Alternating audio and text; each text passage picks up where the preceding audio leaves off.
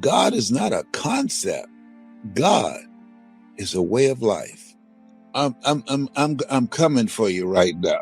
I got to. I said, I was supposed to go upstairs. I've been down here in the studio, but I said, you know what? I'm not going to go to sleep with this word in me, because there's somebody else that can have an appreciation for what I just shared. It's not a concept. It's a way of life. You either believe or you don't. And you have a choice to frame those tears that you're now experiencing with gratitude and hope and expectation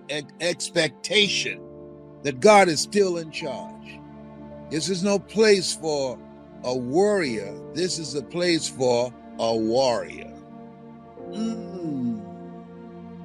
He's checking me, the motivator. And he had me to look at my tears differently.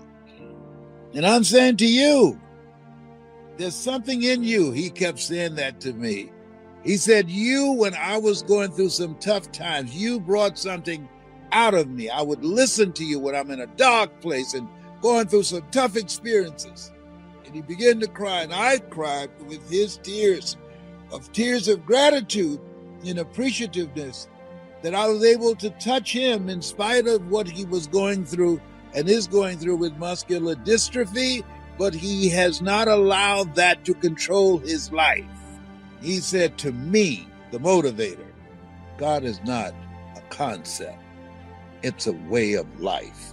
And whatever area of your life that requires some attention, whatever you are dealing with, whatever the pain, the tragedy, the stuff that life catch you on the blind side that you didn't see coming, it's a way of life.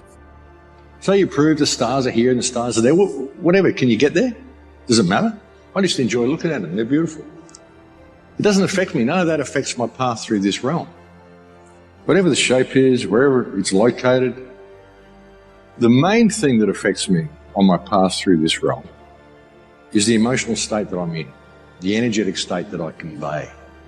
And the most definite part of this whole journey, the only part of it that is absolutely unavoidable, is exiting the realm. Eventually I'm going to die. We're taught to live our lives in fear of that and to do everything we can to avoid that. But it's going to happen. It's going to happen to everybody at some stage. There's no avoiding it. It's just the way it is. You're going to leave this realm. You're going to leave it. You're going to die one day. The question is, how do you want to spend your time in the realm, and how do you want to exit the realm? Are you prepared to allow yourself to be pushed and pushed and pushed and pushed and cowed, walk around being afraid to talk to anybody and have no life here at all because you're scared of the one part of life which is inevitable, which is going to happen to you anyway? Or would you prefer to just exit the realm now before they do that? You know, and I'm not saying commit suicide or anything like that, but I'm just saying stand in your power and allow whatever happens to happen. Because if everybody did that, we wouldn't have to do any of this. You could turn off your television, shut down your smartphone, turn off the internet, the whole would go away. How many people are prepared to do that? And how many people are prepared to allow themselves to be pushed and squashed and squashed and squashed in order to avoid death, when death is the one part of life which is inevitable? I could have easily faded down the sideline, running with my guy as the quarterback was dropping back to release the ball. But as I'm running and checking my guy, I see my teammate getting beat. My guy who I told in the tunnel, hey man, if you get beat, I got your back. And I knew my teammate probably would have caught the guy if he would have caught the ball, because my teammate, he went on to be a first round, 10 pick, multi-million-dollar guy, went on to play for the Patriots. So I knew he was a pretty talented guy, and he probably would have caught the guy and tackled him. But I told him, hey man, if you get beat, I got your back. And it just so happened, a play unfolded with a little bit over 2 minutes left in the game to where my guy, now he was getting beat. And I'm fading off on my guy, but I see the quarterback, he was releasing the ball to the guy that was beating my teammate. And I said, man, I gotta go. I gotta have his back. And I go up and I roll up and I go to hit this guy to end the game. This tackle probably would have ended the game if I'd have hit him and caught him the right way. If I'd have hit him and caught him how I really wanted to catch him it probably would have ended the game and I would have made him fumble because I knew the game of football like you guys know the furniture business. I knew it in and out. Like a guy take 2 steps off the line of scrimmage, I could tell you which way he was going.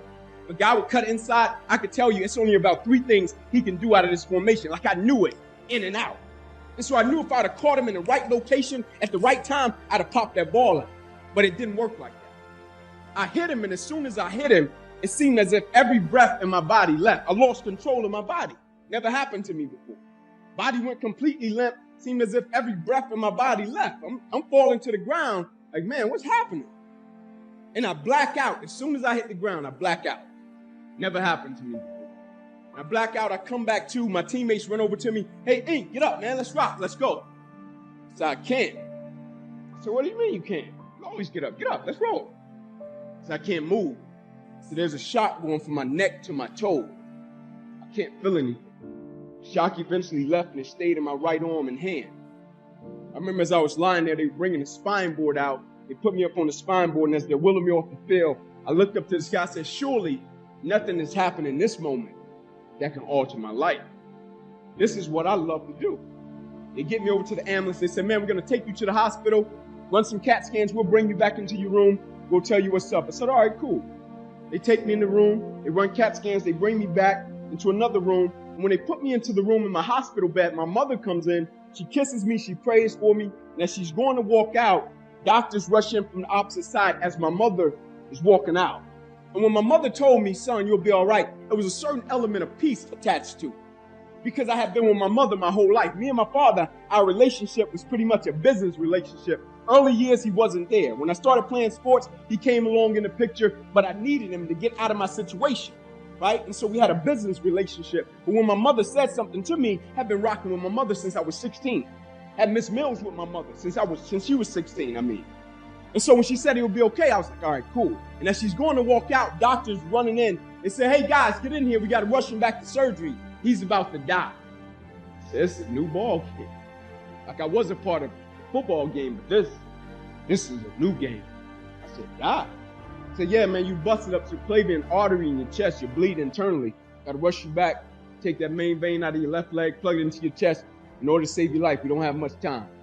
Next morning, I wake up from recovery. He said, Inky, I got some good news and some bad news. Good news, we saved your life. I said, thank you. Bad news is you got nerve damage in your right shoulder. I said, all right, cool. So we got to send you up to the Mayo Clinic, Rochester, Minnesota. I said, all right, cool. He said, but the problem is, you know that dream of going to the NFL? I said, yes, sir. I'm close. He said, strong possibility you probably can never play the game of football another day in your life. I said, no way. I said, I don't know if you know how hard I work for this. Like, I don't know if you know, I've been working since I was 7 years old. Like, I didn't start out playing football saying, man, I just want to go to the NFL to make it. Yeah, I wanted to go to the NFL to take care of my family, give back to my community. But the way in which I started playing the game, I started playing in the street, and I would be bloody. My mother didn't even sign me up to play. The first white guy I ever met in my life signed me up to play football. A guy riding down the street in a blue pickup truck. Never forget it. My guy, love him to death. Pulling down the street in a blue pickup truck, pulls on the curb, steps out of his truck, walks up in the middle of our game. I'm standing there bloody, tackling football in the street.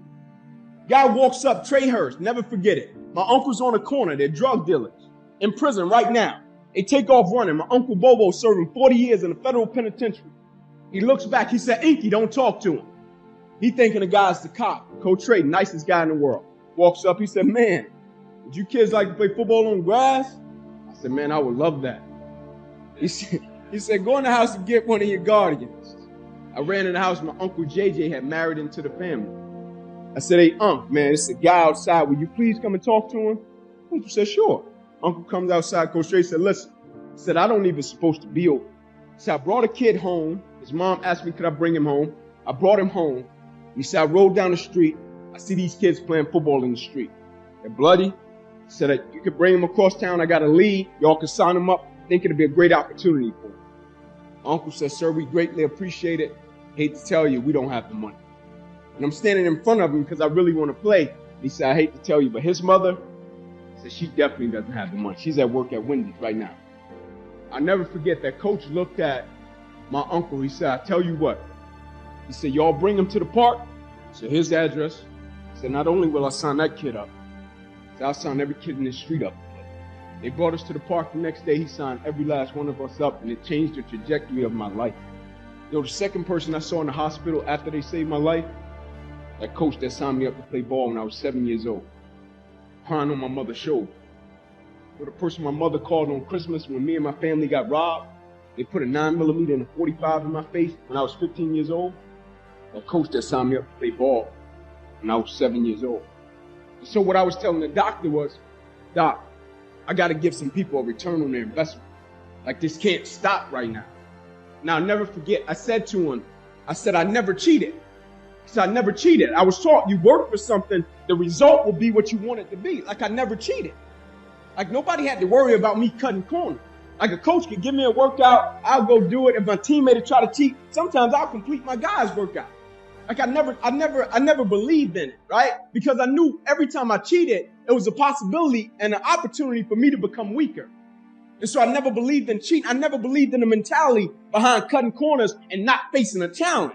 Because I understood if it didn't challenge me, it wouldn't change me. I said, man, send me up to the Mayo. My career can't be over. I worked too hard. And I go up in the Mayo Clinic, and I'll never forget. I walk in the room, and there's 3 doctors. And they come in and they say, hey, Ink, here's the deal. We're going to cut to the chase. They said, you have torn all the nerves in your brachial plexus. I said, what's that? They said, it's the nerve roots that go from your spine that controls your shoulder, your arm, and your hand. I said, it goes into your spine like this. You've ripped them all out. They can't go back in. They said, we hate to tell you, but football career, it's out of you. They said, your shoulder, your arm, your hand, never be the same again. They said, here are your surgery options, Ink. We could take a muscle, back of your left leg, plug it into your right arm, possibility, weak left leg, weak right arm the rest of it. We could take a nerve out of your left arm, reroute it up to your chest, down into your right arm, possibility, 2 weak arms the rest of your life. We could take a nerve out of your left rib, reroute it up to your chest, down into your right arm, possibility, breathing problem, weak right arm the rest of your life. By the way, tell us what you want to do at 8 o'clock in the morning. Next morning, I walked into the office. They said, what option did you choose? I said, no disrespect to you. Cut me where you got to cut me. I guarantee you, if I don't die, I'll be fine. They said, you got to choose an option. I said, no disrespect to you. Cut me where you got to cut me. I guarantee you, if I don't die, I'll be fine. And what I was telling them was, Doc, you got to take my life before you take my drive, man. I'm not a light switch person. Like, I don't turn it on and turn it. Like, I could play you in checkers. I'm going to try to destroy you. Like, I could play you in a game of, little pitch and hold, a little thing. I'm going to try to destroy you. That's just my mentality of just going all in everything that I do. And what I was telling them, you can cut me wherever you got to cut me. If you don't kill me, you will not stop me because I know my mentality and I know the way I'm wired. I don't turn it on and turn it off. But as life would have it, they cut me 6 times down my left thigh. 1 time across the left side of my neck, 1 time across the right side, twice through my right ribs, cut out my right pec, bottom of my armpit, bottom of my hand, 350 staples in my body, bandaged me from my neck to my knees. And they come in my room the next day. They said, Inky, we're going to get to know each other really well. You'll be in this hospital next 40 or 60 days. On the 3rd day, we were leaving the hospital. And as we're leaving and the doors were opening, he said, you broke a record. How did you do it? He said, nobody has ever gotten out of here in under less than 40 days with a surgery of that magnitude. I said, Doc, I just didn't feel as if I had the right. He said, what are you talking about? I had the right. I said, I just didn't feel as if I had the right to stop. Like, I just didn't feel as if I had the right not to show up and give everything out. Like, I just didn't feel as if I had the right to not press forward. Like, I just felt as if the people that I represent and the people that had invested in me and built the gentleman that you see called Inky, it's a lot of people that go into the, like, when they were out there telling me, man, I admire what you've been through. I admire the place you've gotten to in life. And I told them, I said, there was a lot of people that helped me. And I take those spirits with me every day. Like, Maya Angelou has a quote that says, I come as one, but I stand as 10,000. 40,000 or so specialized cells configured in a way that creates a neural network in the heart. It's their brain-like cells, but they're not in the brain, they're in the heart. And it's actually called the little brain in the heart. What they found, what the scientists discovered, is that these cells think independently of the cranial brain. They feel and they remember. And what that means is every experience that we have, even this one right now, I'm registering this experience in 2 places. This is a good experience, so it's not a problem. I'm registering in my cranial mind as well as in my heart. But if we were having a trauma, it would still be registered in both places. And if I tried to heal that trauma only through thinking about it or talking from my mind, it might feel incomplete. The healing may feel incomplete. And the reason is because I've only addressed what happened in here. I haven't addressed what happened in here. And we know this intuitively.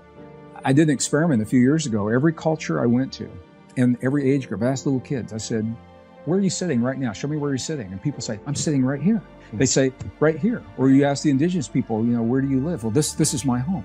And almost instinctively, we know that the heart is the seat of our existence, the seat of our being. You don't see them hitting their head, or their arm or something else. So when we talk about heart intelligence, what we're talking about is the ability for these neurons to communicate with the neurons in a way that is meaningful to those neurons. These neurons are linked to a wisdom, to an intelligence that is right for us. Mine is right for me, yours is right for you. And any question that you ask this intelligence, it will answer you in a way that will serve you in that moment. It will never tell you to do anything dangerous or anything that would hurt anyone else. I'll give you a perfect example. I was in Australia over 9/11. Couldn't get back into my own country until the flights were flying again. And when they did fly, I was in Sydney, Australia, and there was a Boeing 747, that's a big plane, with fewer than 20 people that were going to come to the U.S. And there was, at the ticket counter, we were at the gate to board, and the agent said, there's so few people, we're not going to board by boarding rows. You can board this plane if you want to and go to America. And I said, well, you don't sound very encouraging. She says, I don't know what happened in that country. She says, but this plane's going to go there. If you want to go there, I don't know if it's going to happen again. I don't know if it's over, but if you want to get on the plane, get on the plane. And really didn't instill a lot of confidence in me or the other people that were there. I said, hold that thought, just wait a minute. And I stepped around the corner, and there's a technique where you can literally, you touch your heart like this. And when you touch your heart, your awareness will always go to the place where you feel the touch.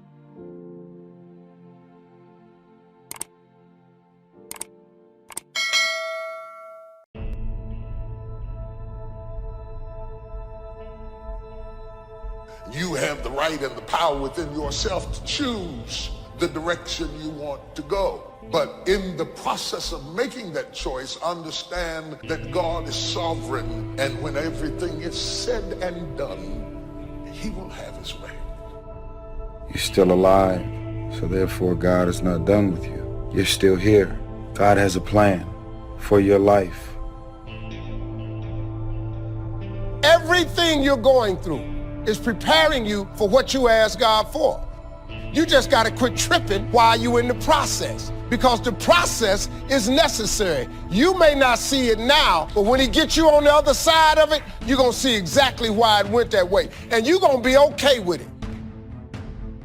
Pull yourself together and quit tripping, because you're in the process.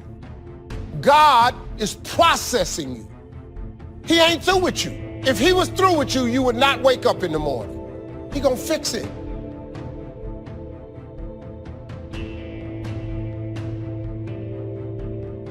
You can never shine trying to sit on someone else's sun. You can never figure out who you are if you're consumed in everything that everybody else is and what they're doing and the moves that they're making. There is a saying that you have to fake it until you make it. Most of y'all have been faking it for so long, you're never gonna make it. Most of y'all have been faking it so long, you now believe your own tricks. Most of y'all have been living a lie for so long that you believe your own lies, because you're trying to chase someone else's life, all while ignoring your own life and your own path, all while ignoring what God has in mind for you.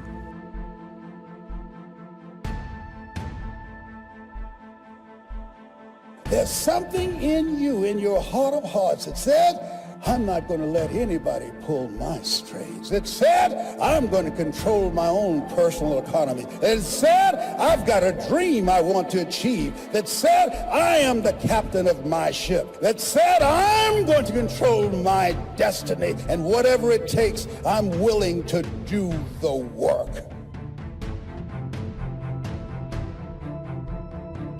In the morning, devour something. throw your whole self at something. You'll never know what you can do and what you can be until you throw your whole self at it. Devour it. I mean, devour it. Don't try it. Devour it. Attack it. Attack it like you're going to kill it. Devour the prey. And in the evening, you divide the spoils. We have it backwards today. We want to divide the spoils in the morning. So we're blinging when we ought to be devouring. See, don't worry about whose name you wear when you're young. Worry about your name. What is the vision for your life? What are the ideas and the dreams for your life? What are you supposed to be doing? Who are you? What are your gifts and talents? What is your ultimate destiny and your goals? God will never give you something somebody else is supposed to have. There is an old person down inside of you that's dependent on you to be smart. It's the person you're going to be 30, 40 years from now. Do not disappoint that person by being foolish through the strongest years of your life. And then when your back is out and your knees are swollen and you can't move around, now you're out there going to get your grind on now? When I'm in a storm, I'm trying to gain control.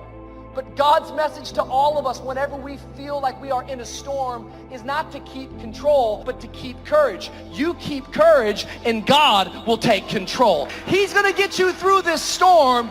You just got to keep courage. If you get too tightly zoomed into this one scene or this one moment or this one struggle or this one issue, you're going to miss the bigger picture. God knows where to put you. He knows what he put in you. And he knows what he wants to do through you. How do you keep the faith? How do you keep your head above water? How do you march against the tide? How do you stand up when everybody around you seems to be falling down? How do you keep firm and solid footing when everything underneath you seems to be slipping away? How do you keep the faith? You've got to be born again. And when you're born again, there's some things you just have to take. Just some things you have to stand up under. There's just some fights you're going to have. Here's what leadership is. The challenge to be more than mediocre. The challenge to step up to a new level, a new dimension. And here's what this new dimension has. Opportunity and responsibility. But who wouldn't want the responsibility along with the opportunity if it builds an extraordinary life? You wouldn't want it any other way. The refinement of leadership. Make this list. Learn to be strong, but not rude. Some people mistake rudeness for strength. Rudeness we don't need. Strength we do need. Here's the next one. Learn to be bold, but not a bully. We need to boldly seize the day, boldly seize the opportunity, boldly seize the chance. But we don't need bullies. We don't need anybody to push anybody around. There's a whole new level of leadership. A new method of leadership. Here's what it is. Leadership by invitation. Not leadership by threat. Not leadership by intimidation. That now shows the weakness of the leader. That now shows ego at work instead of skills. But it's leadership by invitation. Invite somebody to a better way of doing things. Here's what else it's called. Leadership by inspiration. Inspiring somebody to make the necessary changes to move up or to get the job done. As leaders, we inspire. As leaders, we entice. As leaders, we invite, entice, inspire. Not threaten. New kind of leadership. Be bold, but not a bully. Next, be kind, but not weak. Some people mistake weakness for kindness. And it's a great mistake. Kindness isn't weak. Kindness is a certain unusual strength. But don't say, I must be weak in order to be kind. The answer is no. Sometimes you have to be unusually strong to be kind. Somebody coined the expression, tough love. Love that really tells the truth and levels, sometimes with a broken heart, but whatever has to be said, has to be said. Kind but not weak. Here's another one that's excellent. Be thoughtful but not lazy. We need to give thought, but we also need to take action. Only quality people. As you think about your goals and dreams, this is not for everybody. You want to build an organization with only quality people. Not people who need more, but people who want more. You want to surround yourself with people that are hungry. People that are hungry are willing to do the things today others won't do in order to have the things tomorrow others won't have. If you do what is easy, always looking for a way to give yourself a pass, to let yourself off the hook, to do what everybody else is doing, a job, the journey of the broke. If you do what is easy, your life will be hard. But there's something in you that says, you know, I can't do this. I can't do this anymore. It's not what you are that holds you back. It's what you think that you are not. That's what holds you back. You cannot always control circumstances, but you can always control your own thoughts. Nothing changes until your mind changes. Information does not bring transformation. Conversion does. You need to dream without just being a dreamer. Head in the clouds, yes, dreaming lofty dreams, but feet on the ground. Here's 2 or 3 more. These are excellent. Be humble but not timid. Some people mistake timidity for humility. Humility is a virtue. Timidity is an illness. It can be cured. It can be managed. And if you are timid, you got to work on it. I'm telling you, it's a weakness. It's not a virtue. But you must turn your timidity into strength and keep working on it, and keep working on it until finally you have driven it into such a small corner that it does not devastate your life anymore. But humility is a virtue. Expands your ability to understand the vastness of it all and how small we are in relation to everything. Humility that causes you to get on your knees and talk to a child without any fear how you'll look. Humility. To understand, yes, humans are unique, but in the vast space of it all, we're all pretty small. Yes, we know, but what we don't know is so much greater than what we do.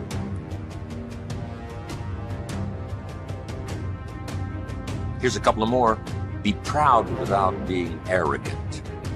There's something to be said for team pride, community pride, company pride, personal pride. But don't cross the line to where you're being proud now becomes arrogance. Pride we need, arrogance we need. Arrogance is usually the childish attempt to make up for lack of self-worth. The childish attempt to make up for lack of self-worth has a tendency to create arrogance. And you know the worst kind of arrogance? Arrogance from ignorance. That's the worst kind. If a guy's smart and arrogant, we can tolerate that. But if a guy's dumb and arrogant, that's hard to take. So now, all leaders must learn the basic laws so they can use them as illustrations as well as use them for productivity. Here's the first of the basic laws. Whatever you sow, you reap.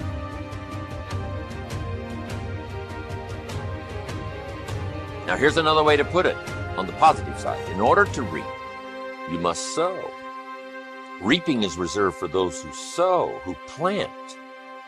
To deserve the harvest, you must plant the seed, take care of it in the summer, carefully harvest it, and then do wise things with the harvest.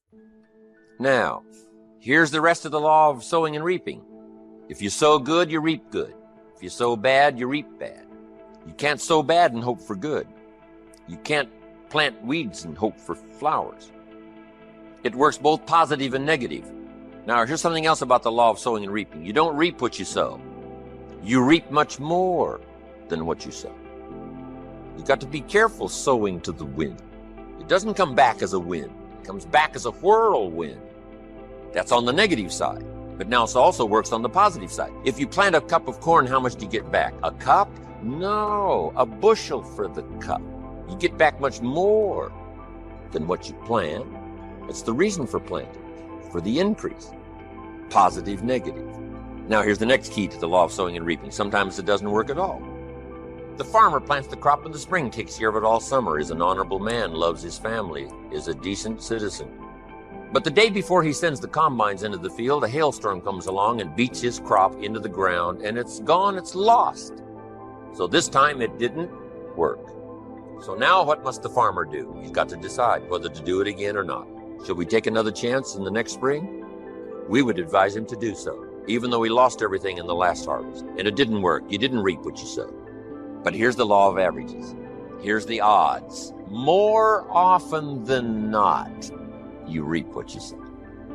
More often than not, you'll have a harvest if you plant in the spring. There's no guarantee, but more often than not. And guess what more often than not is? Pretty good odds. It's better than Las Vegas.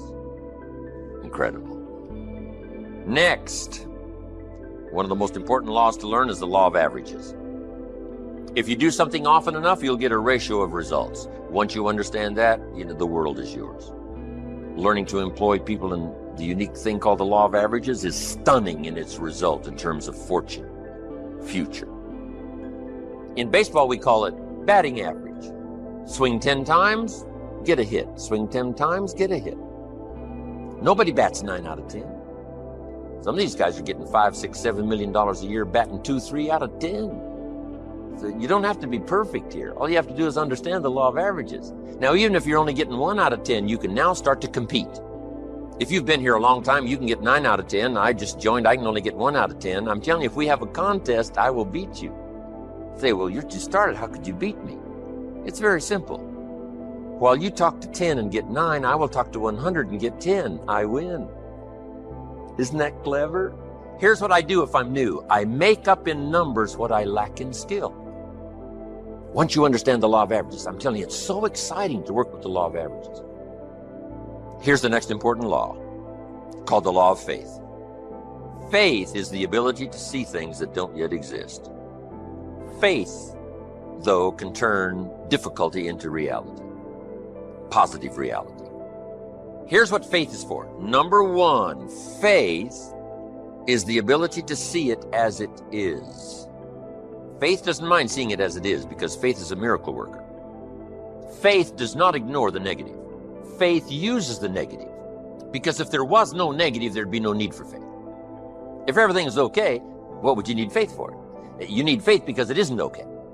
Now, what isn't okay? Who knows? The situation that isn't okay. So here's what faith does. Number one, faith does not ignore the negative because faith now stands as the miracle worker if you let it work. So faith sees it as it is. If it's ugly, it's ugly. If it isn't working, it isn't working. If it's a mess, it's a mess. It doesn't hurt to call a mess a mess. You don't need to fancy it up here. If it's broke, it's broke. If it's miserable, it's miserable. Faith doesn't mind admitting that. Faith doesn't mind seeing that. Here's why. Number one, you can see it as it is. That's the beginning of faith, seeing it as it is. Now, here's the second step of faith. See it better than it is. Couldn't you see beyond the mess? The mess is for today. Couldn't you look into tomorrow? The answer is yes, I guess I could look into tomorrow. Humans have this incredible ability to look into tomorrow, to look into next week. Dream the dreams, make the plans, visualize, use your imagination, see it better than it is. Now, here's the third step that turns faith into reality. Make it better than it is. Faith now must be invested in the muscle. But if you invest faith now in the action, you can take any situation and make it better than it is. Next, in the beginning of faith, seeing it as it is. Don't see it worse than it is. Don't blow it out of proportion. Some people have this tendency to blow it all out of proportion and say, well, it can't be that bad. If it's this bad, that's how bad it is. You don't need to multiply how bad it is by 10. Just as it is. That's the deal. As it is. Don't see it worse than it is. Now, here's the next. Don't see it for more than it can become. There's a thin line between faith and folly. Yes, it's possible to see yourself as a millionaire, but not overnight. Somebody says, well, yes, I can see that. Don't see it for more than it can become in a reasonable period of time. Yes, if it dropped out of the sky overnight, but that's not likely. But it's still possible to be a millionaire. It's still possible to be rich and wealthy, given a certain amount of time working with the law of averages and all the rest of the stuff we've talked about today. So don't see it for more than it can become so that you move into folly instead of faith. Plenty is possible without being foolish. Now here's the next one. Give yourself a chance to understand that it could be far more in the future than what you can first see.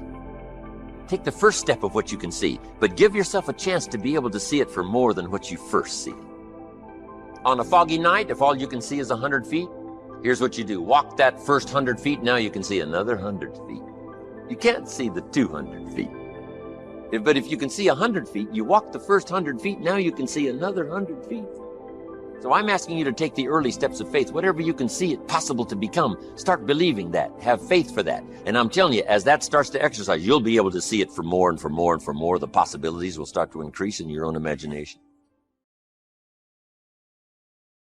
Need a little pick-me-up today? Welcome to the new Fresh Motivation app, where you'll find daily motivation, daily quotes. Listen to your favorite speeches in the background or with a black screen, so nothing interrupts your motivational moment, where you can create your personal profile, create playlists of your favorite speeches and quotes, add personal notes, and start setting goals. Fresh Motivation, the home of motivation. Get it now for free on Google Play.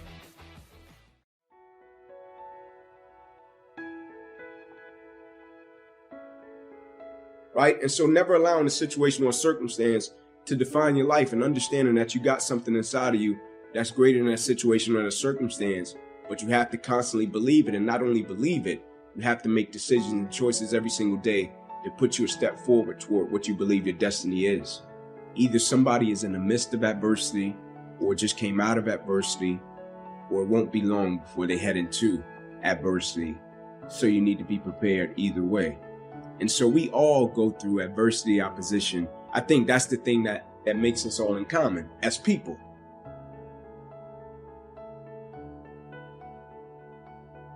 Right? No matter if you're from London, Atlanta, Florida, California, New York, like we're all going to go through something at some point or phase in our life. Right? And as cliche as it sounds, when the quote says, it's never about what happens to you, it's about how you respond to it. That's very true. Right? But in the same sense, I think what's most important is when we go through something, what's the perspective that we have of it? Right? Because for most people, when you go through something, the person's natural perspective is, okay, what did I lose? Right? What happened to me? Like I took a loss, right? People never look at it and say, okay, man, tell me, what did you gain? Right? Even though I know it hurt, you didn't want to go through it, but look at it in a way to where you can say, what's the lesson in this? Right? What would you say life is trying to teach you from dealing with this? And so when I went through it, my perspective was, okay, what can I extract from it to apply to other areas and aspects of my life that I feel can help other people? And I firmly believe the quicker you can shift your perspective from yourself to others when you're in the midst of adversity, the quicker you'll get through it. Right? Martin Luther King has a quote that says, life's most persistent and urgent question is, what are you doing to help other people? Now, I'm not telling you to not acknowledge your pain. I'm not saying that. I'm not telling you not to say, man, I'm going through this and it's hard. I'm not saying that. I'm saying when you go through it, look at it, step back from the picture and say, okay, I'm dealing with this. 9 out of 10 times, it's somebody else that's either dealt with it or they're going to deal with something similar to this. And if I deal with it in the right way, I can use it to add value to lives of other people. The funny thing was, I had never heard of the injury that I suffered. Never heard of it. When I went through it, I met probably 10 guys years after that had been going through it, that I could talk to at different stages and phases in the process and say, hey man, Ink, how did you deal with this? How did you deal with this? When they told you this, how did you accept that? And I was like, bingo, this is how I got through it. But I had to shift my perspective from why me to why not me? Can you take the things you learned that made you great in that sport and apply them to other areas and aspects of your life to make you just as great as a person? Man, it's funny. I think the true measure of wealth is happiness, right? Like I really do. And that's not saying that I'm against money. I'm not against that at all, because you gotta work hard, make your money to take care of your family and be able to bless people. But I think it's a lot of people with so-called wealth and they don't have joy and they don't have happiness, right? And I feel like joy, happiness is peace is the most important things we can possess, right? And for most people, their material possessions, they feel are the most important. For me, when you got joy, when you got peace, when you got happiness, I think that's true wealth, because you can't put a price on that. there are going to be wave after wave after wave after wave of inconvenient that hits you in the mother face, all right? That doesn't matter. People who win regardless of those waves. It's not that they don't have those waves, it's that they say, hey, I can't control what the f is going on. All I control is what I decide in my mind and the actions I take. Some days are going to be harder than others. Some days are going to be a little easier than others. But I can promise you one thing for sure. There will never, ever, ever be a day that goes exactly as you want it to go. The world owes you nothing. The world doesn't think you're special like your mom does. It doesn't think you're a delicate little flower. It doesn't care about you. Now, with that being said, the world doesn't hate you. It doesn't want you to fail. It just is, okay? You don't know everything, okay? You have to understand winning in business is not about you personally as the CEO of a company being the best at every skill set. There's certain things in my company that I have no clue on how to do, but that's okay. My job is to go out and find people that can do that far better than myself so that we can win as a team. And this attitude of I've got to be the best and I've got to win and I've got to, you know, and I'm the best at everything and I know more than you. It makes horrible leadership. Nobody respects that. People respect when you look them in the eye and you say, hey, what do you think? And then they give you an answer, and then it's your job to decide whether or not that is the best thing to do or whether or not somebody else has the best thing to do. It's okay to not have all the answers. It's okay to not be right. It's okay to admit that you weren't right. And in fact, if you want the respect of your team and your peers, you will be willing and able to admit that you made mistakes the minute that you make them. You want to be somebody who succeeds. You want to be somebody who builds something. You want to be somebody who people write books about one day. You are going to have to be okay with being bad at for a long time. And that's the mentality you guys have to have. You have to be okay with looking like an idiot for a long time. People start what-ifing themselves. All right. They say, all right, I got this great idea, but what if I do all this work and it doesn't work? What if I put in all this time to become an excellent employee and I don't get promoted? What if I put in all this work to become an excellent salesman and I don't sell? What if, and I'll tell you what if, where are you going to be? Because it isn't going to be any better than where you are now. You talked yourself out of going after what you were supposed to go after. You talked yourself out of your purpose. You talked yourself out of the idea that success is cause and effect, not magic luck or magic fairy dust. You see big things, you hear big things, you see people who do big things, and you automatically say, wow, that guy's so lucky. Wow, she's so lucky. Wow, that's so lucky that happened. Quit using the word luck, quit believing in luck, and start believing in work. Start believing in fortunate. Start believing in results that come from your actions. And when you do that and you wholeheartedly believe it, guess what? That's what starts to happen.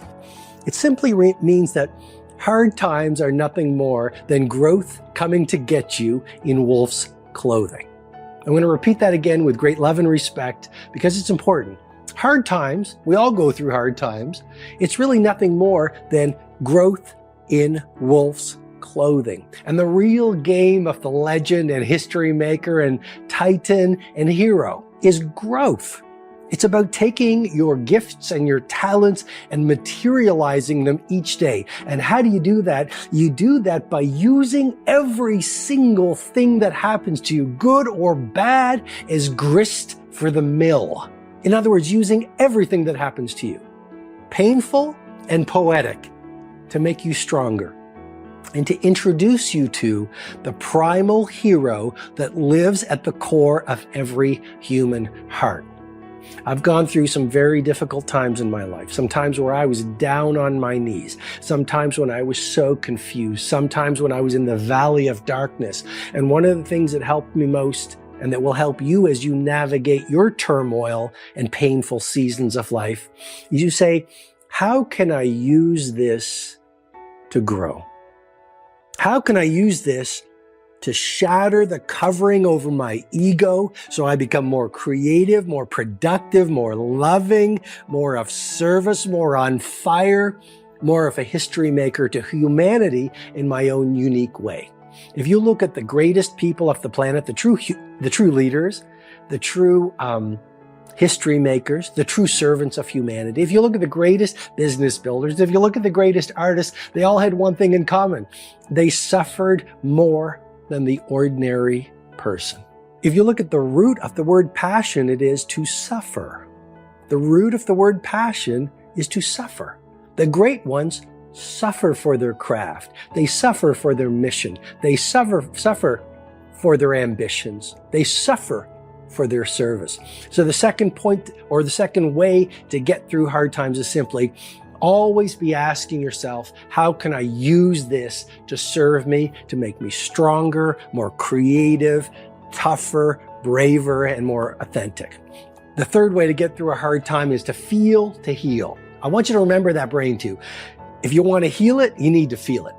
People come to me all the time. Robin, I'm heartbroken. Robin, there's someone trying to attack me. Robin, I've lost a business. Robin, I'm dealing with an illness. What do I do with all the pain? Well, here's the point number 3. Feel it to heal it. You know about my 4 interior empires model that is currently disrupting the field of personal mastery, elite performance, and leadership. It's not only mindset, that's only the first interior empire. The second one is heart set. The third one is health set. The fourth one is soul set. I go into it in great detail in my book, The 5 a.m. Club. Here's the point I want to share with you right now in this mastery session. On interior empire number 2, heart set. That is how you turn pain into power. A lot of people say, well, it's all about mindset. Read the books on getting through a difficult time. Read the books on amplifying your psychology. I want to introduce you to this new word I'm offering, your heart set. So when you're going through a difficult time, society says, run away from the pain, run away from the sadness, run away from the anger. What I'm suggesting to you is to heal the wound that someone caused you, or a condition caused you, or an experience has set up within you. You need to go into your heart set.